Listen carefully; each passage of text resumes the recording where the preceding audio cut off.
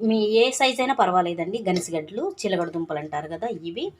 ఎండు చేపలు ఒక 4, 5 ముక్కలు తీసుకోండి. ఉల్లిపాయలు, పచ్చిమిర్చి, టమాటాలు, ధనియా పౌడరు, కారం, పసుపు, జీలకర్ర, చింతపండు అండి, సాల్ట్, కళ్ళుప్పు తీసుకోండి. ముందుగా మనం ఇదిగోండి ఎండు చేపలు ఫ్రై చేద్దామండి. గోధుమ కలర్లో వేగిపోయాయండి. ఒక పక్కన పెట్టేద్దాము. ముందుగా మనం నూనె పెట్టానండి, ఆయిల్. దాంట్లో ఉల్లిపాయలు వేసేద్దాము. ఇవి వేగేలోపండి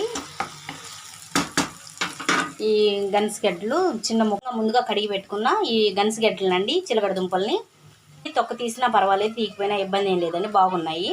నేను కొన్నిటి తీసాను మచ్చలు కనిపించకుండా ఉండటం కోసం, కొన్ని బాగానే ఉన్నాయి.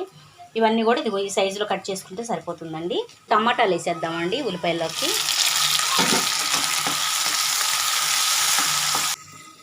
టమాటాలు కొంచెం గట్టిగా ఉన్నాయండి, అవి ముందుగా మగ్గాలని చెప్పేసి నేను గనిసగడ్డలు, చిలకడ దుంపలు ఇప్పుడు వేసేస్తున్నాను. టమాటాలు, పచ్చిమిర్చి ముందు వేసాను, తర్వాత చిలకడ దుంపలు. ఈ గనిసగడ్డలు బాగా ఉడకనియాలండి. సిమ్లో మగ్గ పెట్టండి బాగా.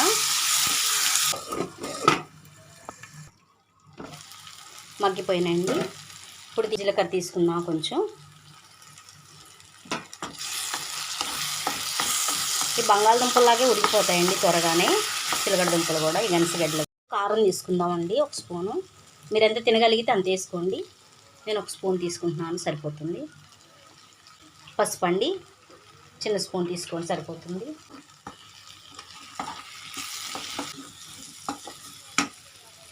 ఇప్పుడు కళ్ళుప్పు అండి. ఇప్పుడు ధనియా పౌడర్ కొంచెం తీసుకున్నామండి, ధనియాలు, జీలకర్ర పౌడరు ఇంట్లో వేసి. ఇప్పుడండి కారం అంతా కూడా వేగిపోయింది. చింతపండు పులుపు తీసుకున్నాం కదా, ఇందాక మనం తీసుకున్న మోతాదులో సరిపోతుంది, బాగుంటుందండి. అంటే చేపలు వేస్తున్నాం కాబట్టి పులుపు ఉంటేనే బాగుంటుంది, కొంచెం పుల్లపుల్లగా. కొంచెం వాటర్ తీసుకోండి. కొంచెం వాటర్ తీసుకొని ఇప్పుడు మనం ముందు ఫ్రై చేసి పెట్టుకున్నాం కదా ఆయిల్లోన, ఈ చేపలండి, ఎండు చేపలని వేసేయండి. ఇక కలపండి, ఎందుకంటే ఇరిగిపోకుండా ఉంటాయండి. ఇంకెంతేను మగ్గనేయండి. ఇంకా ఈ గనిసగడ్డల కూర చక్కగా ఉడికిపోయిందండి, బాగా ఉడికిపోయిందండి. ఇంకెంతేను స్టవ్ ఆపేద్దాము.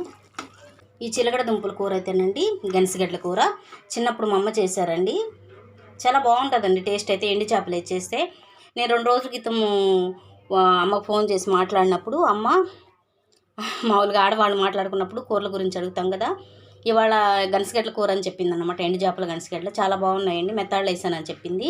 నేనైతే మన వీడియోస్లో కూడా తీయాలనుకో చెప్పరా, ఇలా తయారు చేశాను. టేస్ట్ అయితే చాలా బాగుంటుందండి, వేడి వేడి అన్నం వేసుకొని తినండి. ఈ యొక్క వీడియో కానీ మీకు నచ్చినట్టయితే తప్పకుండా లైక్ చేసి మీ ఫ్రెండ్స్ అందరూ కూడా షేర్ చేసి మా ఛానల్ తప్పకుండా సబ్స్క్రైబ్ చేయండి. చివరిగా బెల్ సింబల్ నొక్కండి. Thank you.